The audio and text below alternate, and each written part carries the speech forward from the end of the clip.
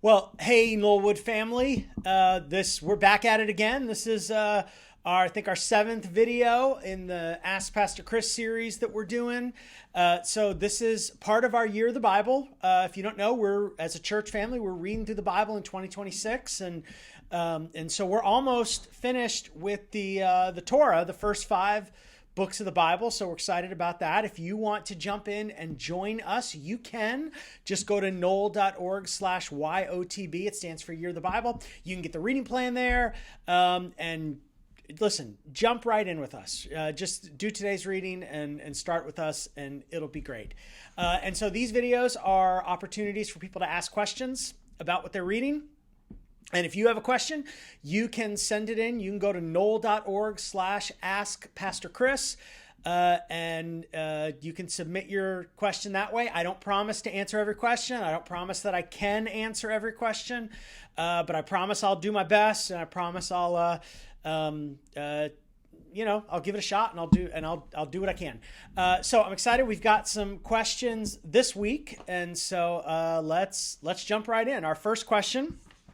It says, why does Deuteronomy chapter 14, verses 22 through 28 say, eat the tithe? Or if you're too far away, to sell it and spend it on whatever you desire? That is a great question, right? It's like you can read that passage and think, like, what is going on there? But what is going on there is part of what Israel was commanded to do annually, and then tri-annually. I don't know what the right word for every third year. But annually they were to take a tithe of their produce, grain, oil, wine, all the stuff, and have a celebratory worship feast, right? A feast celebrating God's goodness. And that was kind of the tithe. And they were to eat the feast at a place that God would designate, emphasizing the idea of communal worship. But there was a clause in there that if the place where we're supposed to communally celebrate this is too far away for you to take all of that produce and travel on the road with it, you can sell it, you can convert it into coin, and then travel to the place and buy food there to have your worship feast. And it's like, yeah, well, is there something prescribed food that we have to buy? It's like, no. Get whatever you want, and we're going to have a celebratory party. Now, get whatever you want is in the context of the covenant community. It's not like you're going out and purchasing unclean animals and having your festival with that, right? But the point is, it's not prescribed like, oh, you must get a lamb and a this and a that. It's like, no. Get whatever you want. This is a party. We're celebrating God's goodness. We're celebrating God's faithfulness. That third year thing that I mentioned earlier had to do with like every third year, you're supposed to set some aside for others as a way to love and serve and care for others. And so I think that's kind of beautiful, right? And it reminds us, right, that our generosity is not meant to be the idea of like the tithe, right? And the way that New Covenant, New Testament Christians give, right? It's not meant to be some painful, miserable experience. It's to be joyful and celebratory. And, the fact that we're celebrating who God is and what God has done and what God has provided, right? And our giving, our generosity should be with that attitude along with it. So I think that's what's going on in those verses. That's a great question. Thank you for the question. Let me read the next one. Next question.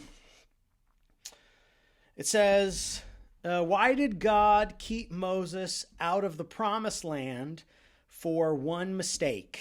And this is referenced in Numbers chapter 20. This is where the people are grumbling for water, not trusting God. And God tells Moses to speak to the rock, and he'll provide water from it. And Moses, in his anger, he strikes the rock. And God honors it and provides water for the people and does a miracle.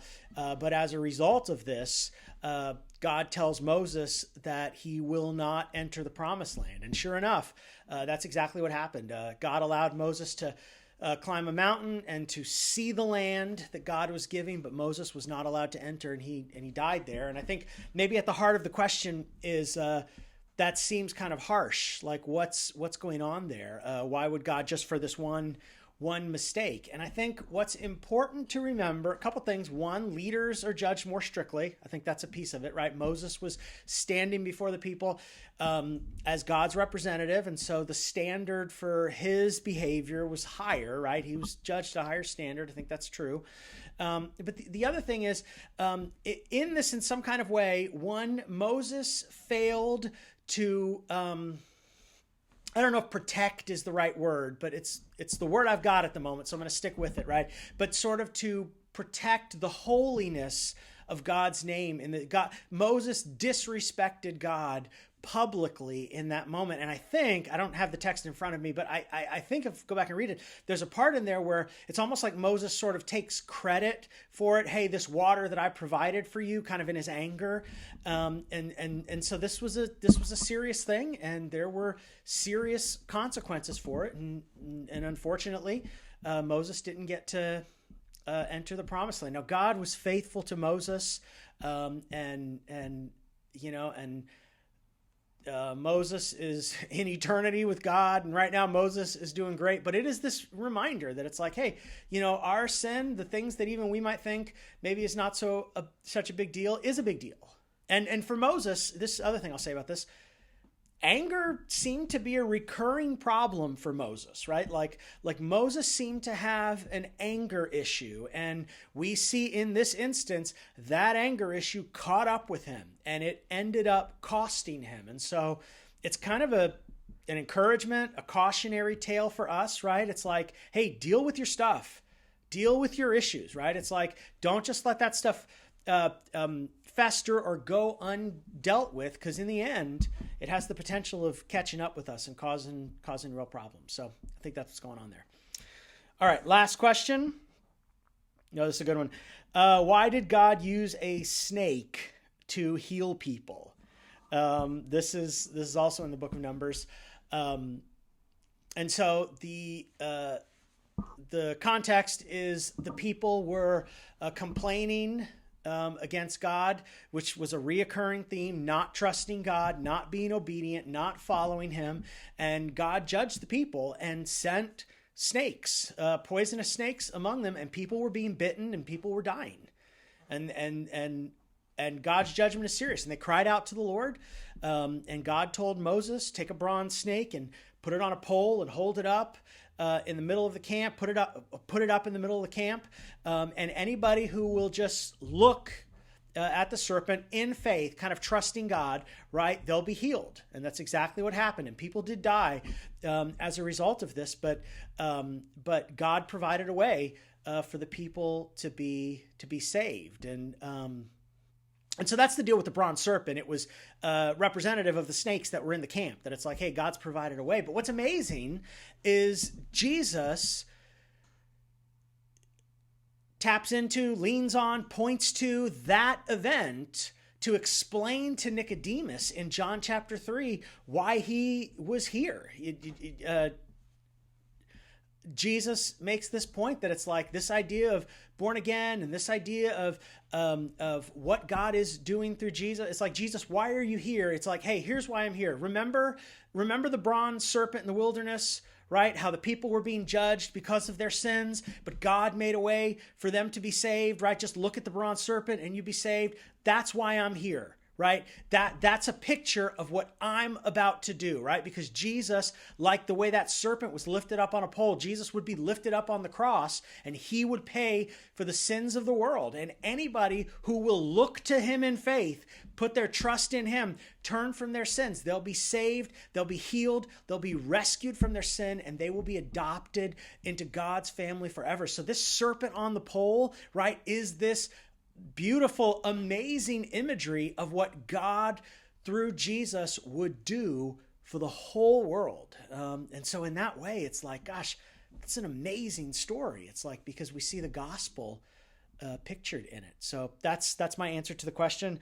What do you think? Did those make sense? If you got comments, feel free, drop them down below. Let me know what you think.